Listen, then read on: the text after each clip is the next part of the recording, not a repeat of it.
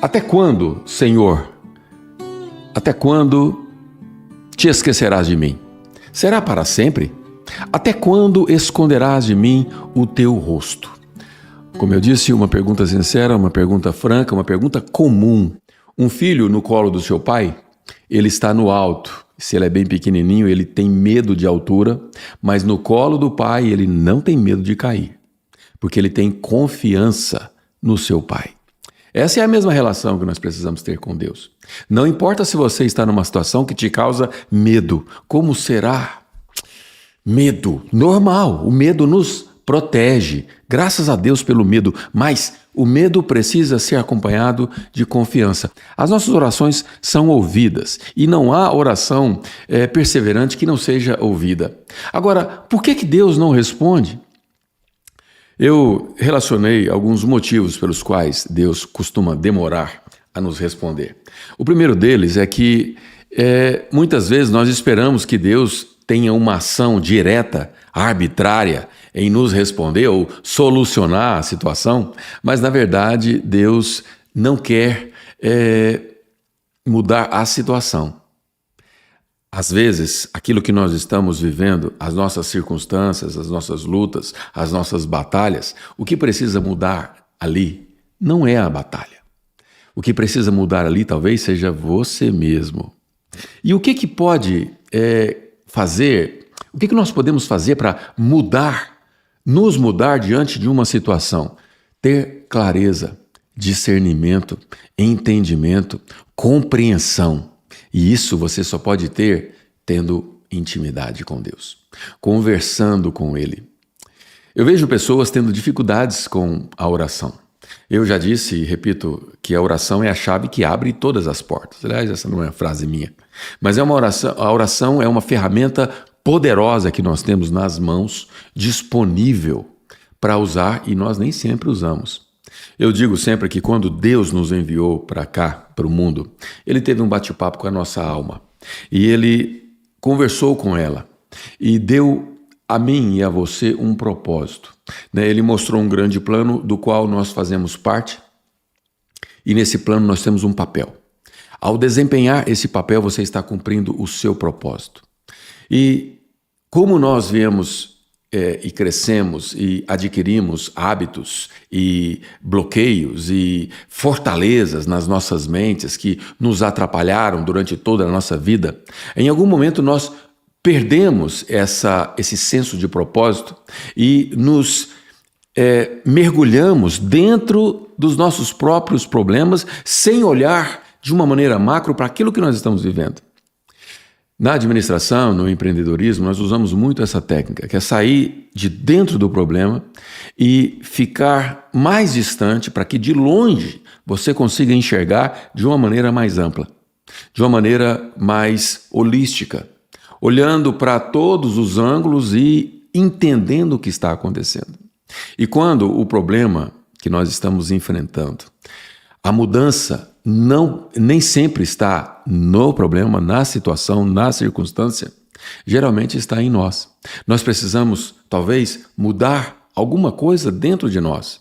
Pode ser hábitos, pode ser perdão, pode ser pecados ocultos que você, no seu quarto, sem ninguém estar vendo, talvez uma pornografia, talvez uma mensagem para quem não deveria ter comunicação. Eu não sei o que exatamente cada um de nós podemos mudar diante de uma situação, mas eu sei de uma coisa. Toda circunstância que nós passamos existe um propósito. E enquanto esse propósito não for cumprido, Deus não vai responder. Porque Ele não tem o que falar a respeito daquilo. Agora, se você tem comunhão com Deus e você busca dele direção, ele te ajuda a enxergar o que você não está enxergando. O problema vai mudar do dia para a noite depois de uma oração fervorosa? Talvez não. Talvez sim, porque depende da origem. E existem muitas formas de se analisar a origem. A origem do que você está passando, enfrentando, tem origem em quê? Nas escolhas que você fez lá atrás? Porque se foi nas escolhas que você fez lá atrás, aí você precisa agir de maneira diferente. Você enfrenta os seus inimigos com armas apropriadas para cada situação. Tem inimigo que você usa uma arma simples, mas tem inimigo que você não luta com um canivete. Tem inimigos que você precisa de um exército para combater. De repente, a origem é espiritual, e quando a origem é espiritual, maligna, ou talvez até mesmo por causa de situações que você não tem nenhum tipo de culpa naquilo, e você precisa talvez de um exército para resolver. Cada situação exige uma arma específica. Agora, os motivos pelos quais Deus não responde podem ser diversos. Por exemplo, a ausência de perdão que precisa mudar em nós causa em nós uma enfermidade, enfermidades diversas. Aliás, enfermidades generalizadas, porque quando você tem um sentimento de mágoa dentro de você, aquele sentimento evita que você transborde amor na pessoa que precisava ser perdoada. Ah, mas a pessoa é culpada. Não importa. Você que está carregando o veneno, o fel, a mágoa dentro de você. Enquanto você não liberar perdão, ou enquanto você não liberar amor, esse mesmo amor, transformado em mágoa, vai apodrecer dentro de você. E ao apodrecer dentro de você, não tenha dúvidas, isso te adoece. E aí pessoas enfrentando enfermidades, enfrentando debilidades físicas, clamam porque aquela é a situação que precisava de uma resposta e Deus não responde. Por quê? Porque a origem daquilo está na falta de perdão. Uma simples ligação resolveria o problema. Talvez por demorar pedir perdão, esse veneno dentro de você está causando em você enfermidades e que ao demorar resolver, talvez fique irreversível, a menos que você clame por misericórdia. Estamos falando de misericórdia já faz alguns dias. Misericórdia, quando Deus coloca o coração na sua miséria.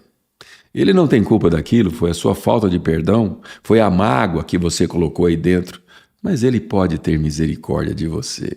Ele pode, não importa se a origem é uma decisão, uma escolha que você tomou, um endividamento que você entrou. Talvez você entrou no endividamento por causa de uma boa causa, mas aquilo teve consequências e aí você precisa clamar pela mesma coisa.